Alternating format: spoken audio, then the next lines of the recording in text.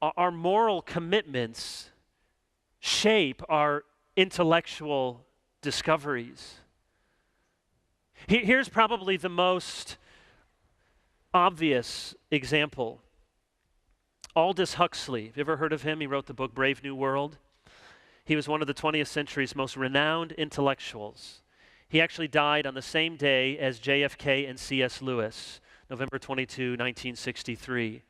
And there's been different books written about that these three men who were so different, JFK, C.S. Lewis, and Aldous Huxley, all died on the same day.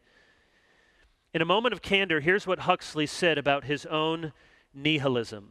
Nihilism is the belief in nothingness. Nothing matters. There is no moral code. Here's what he says, quote, "For myself, as no doubt for most of my contemporaries, the philosophy of meaninglessness was essentially an instrument of liberation.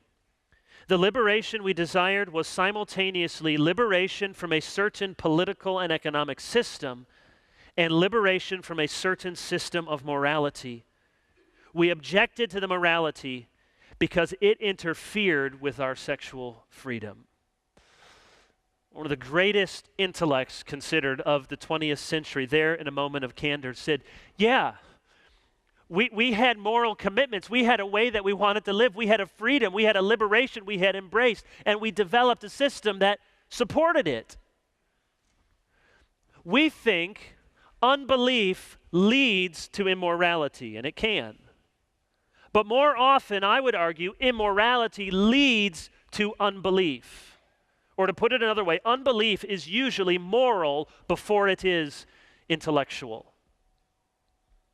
People would sometimes ask me when I was at my previous church, which was right by major university, well, what's it like ministering to college students? And I grant that Michigan State is not Harvard or Yale, and you have different challenges at different schools.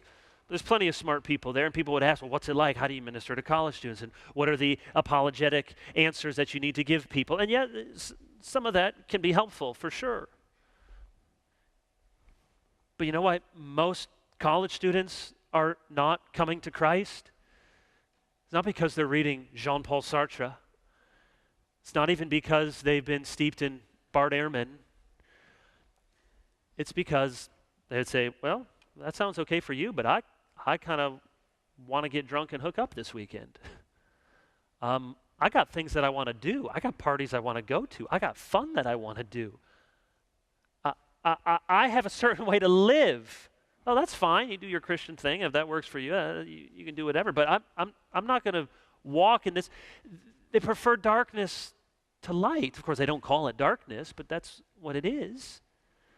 Unbelief is usually moral before it is intellectual. We have a certain way we want to live. We have certain things that we prefer. We have certain things that our world tells us those are inviolable standards of personal freedom. And if God himself gets in the way of them, then God must be reshaped.